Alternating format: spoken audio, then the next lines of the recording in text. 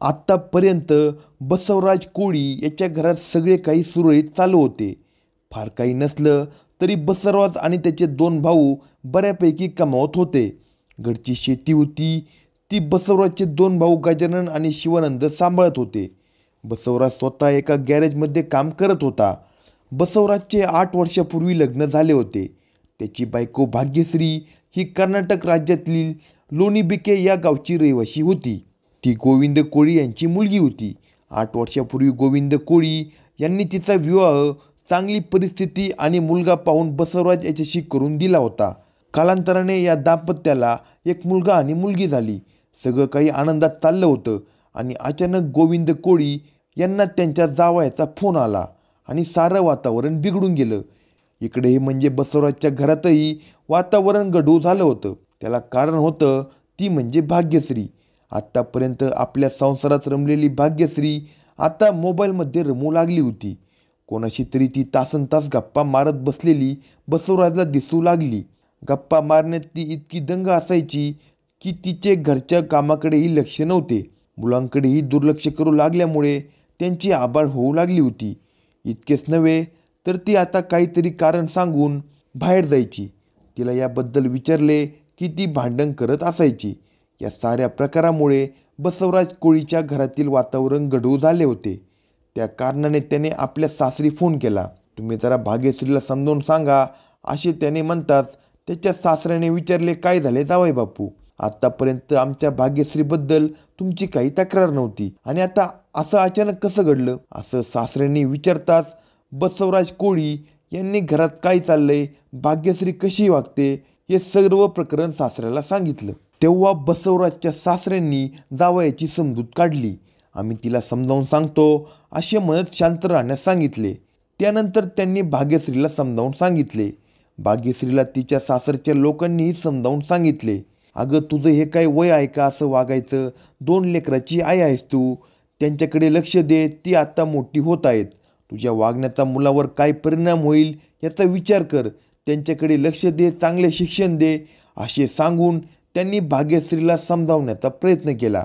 पण भाग्यश्रीचे पाऊल वाकडे पडले होते. तिला आता त्याची भुरळ पडल्याने तिने या बोलण्याकडे, समजावून सांगण्याकडे दुर्लक्ष केले. आपण इतके भाग्यश्रीला समजावून सांगतो, तिला समजावून घेतो, तरी ती ऐकत नसल्याने भाग्यश्री आणि बसवराजमध्ये भांडणे होऊ लागली. 2 वर्षापासून हा प्रकार चालू होता. भाग्यश्रीचे वागणे हाताबाहेर चालले असल्याने बसवराज याने दिनांक 22 जून 2024 रोजी भाग्यश्रीचा भाऊ चंद्रकांत याला बोलावून घेतले. चंद्रकांतही लगेच आला.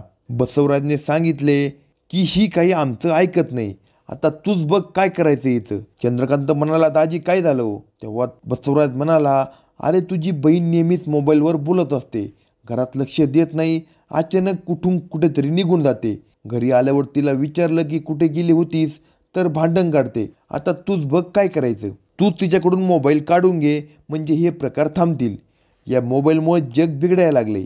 हे ऐकून चंद्रकांतने भाग्यश्रीकडून मोबाईल मागितला.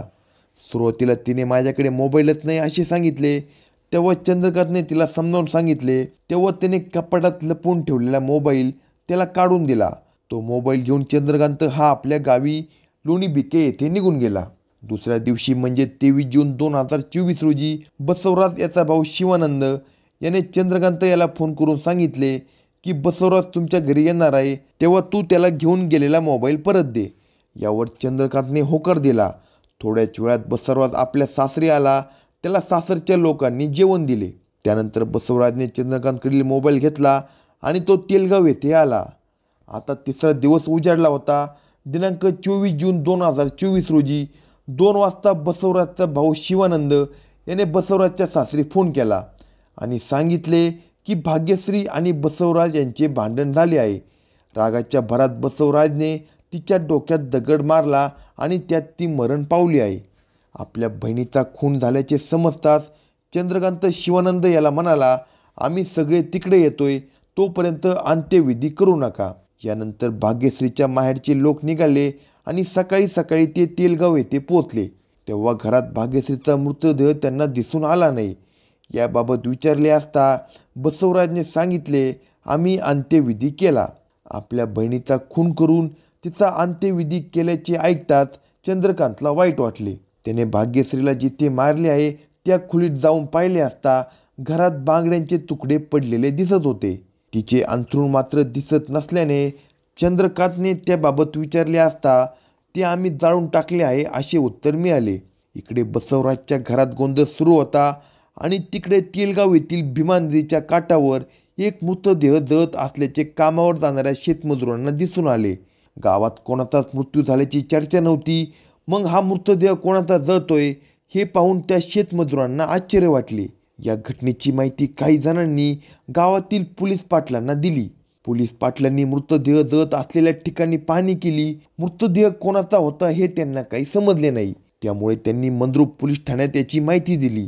मंद्रुप पोलीस ठाण्याचे सहाय्यक पोलीस निरीक्षक घटनास्थळी दाखल झाले. त्यांनी ही जमलेल्या लोकांकडून माहिती घेतली. तेव्हा एकाने गावातीलच एका घरात काहीतरी गोंधळ सुरू आहे याबाबत सांगितले. पोलिसांनी लगेच त्या घरात जाण्याचे ठरवले. ते घर बसवराज कोळी याचे असल्याचे समजून आले. पोलीस तिथे गेले असता घरात आलेल्या एका नातेवाईकांनी सांगितले की बसवराज याने आपल्या बायकोचा रात्रीच्या वेळी खून केला आणि पुरावा नष्ट करण्यासाठी नदीकाठी त्याने तिचा अंत्यविधीही केला आहे. तेव्हा पोलिसांना समजले की नदीकाठी जाणारा मृतदेह हा भाग्यश्री बसवराज कोळी हिचा आहे. पोलीस घरात आल्याचे पाहताच भाग्यश्रीचा भाऊ चंद्रकांत गोविंद कोळी हाही पुढे आला. त्याने पोलिसांना आतापर्यंत घडलेली सर्व माहिती सांगितली. त्यावरून पोलिसांना समजून आले की भाग्यश्री कोळी हिचा खून तिचा नवरा बसवराज याने तिच्या डोक्यात दगड घालून केला आहे आणि पुरावा नष्ट करण्यासाठी त्याचे 2 भाऊ गजानन आणि शिवानंद यांनी त्याला मदत केली आहे. पोलिसांनी त्या सर्वांना ताब्यात घेतले आणि भाग्यश्रीच्या खून प्रकरणी मंद्रुप पोलीस ठाण्यात बसवराज कोळी, गजानन कोळी आणि शिवानंद कोळी यांच्या विरुद्ध गुन्हा दाखल केला. त्यांनी आरोपींना अटक करून त्यांना न्यायालयात हजर केले. न्यायालयाने त्यांना 5 दिवस पोलीस कोठडीत ठेवण्याचे आदेश दिले. पोलीस कोठडीमध्ये पोलिसांनी 3ही आरोपींची कसून चौकशी केली. तेव्हा बसवराज याने सांगितले की 10 वर्षापूर्वी माझा भाग्यश्रीसोबत विवाह झाला होता. सर्व काही सुरळीत असताना 2 वर्षापासून भाग्यश्रीचे चालचलन बदलले होते. याआधी ती घरातील सर्व कामे उरकून फावल्या वेळात TV मालिका पाहत असे. खरे तर मालिकेमध्ये दाखवलेले जाणारे सीन्स मला आवडत नसले तरी मी तिला काहीच बोलत नव्हतो. आम्हाला 2 आपत्तीही झाली. आता आमच्या दोघांचीही जबाबदारी वाढली होती. मी ज्यादा काम करून मुलांसाठी पैसा साठवत होतो. घरात सर्व कामे उरकून मुलांकडे लक्ष देणाऱ्या भाग्यश्रीमध्ये मात्र 2 वर्षांपासून बदल जाणवू लागला होता. पूर्वीप्रमाणे ती मला शरीरसुखही देत नव्हती. घरात चिडचिड करून भांडणे करू लागली. गुपचूप मोबाईलवरून बोलत होती. याकडे मात्र काही दिवस मी दुर्लक्ष केले. मात्र गावामध्ये तिचे कोणा एका व्यक्तीबरोबर प्रेम प्रकरण असल्याची चर्चा होऊ लागली. तेव्हा मात्र बसवराजने तिच्यावर लक्ष ठेवण्यास सुरुवात केली. ती 2-3 दिवसातून एकदा घराबाहेर कुठेतरी जायची. बाहेर कुठे गेली होतीस असे विचारताच ती भांडण करत होती. घरात वाद नको म्हणून बसवराज गप्प राहत होता. तिला तुझं जे काही चाललं आहे आणि गावात चर्चा सुरू आहे ते प्रेम प्रकरण बंद कर असे सांगितले. पण तिने त्याकडे दुर्लक्ष केले. अखेरीस तिच्या माहेरी ही बाब सांगितली. त्यांनीही तिला समजावून सांगितले.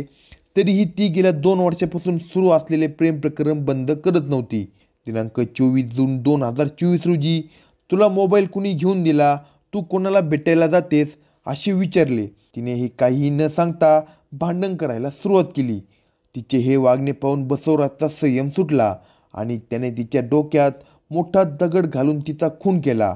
पुरावा नष्ट करण्यासाठी मृतदेह भीमा नदीकाठी नेऊन त्यावर अंत्यसंस्कारही केला. यासाठी त्याला त्याच्या 2 भावांनी मदत केली होती. अशा तऱ्हेने बसवराजने खून केल्याची कबुली दिली. अशाच नवनवीन क्राईम स्टोरी ऐकण्यासाठी कलम 302 या मराठी चॅनेलला सबस्क्राईब करा आणि हा व्हिडिओ आवडला असल्यास व्हिडिओला लाईक करा. तसेच आपल्या प्रतिक्रिया कमेंट बॉक्समध्ये कळवा.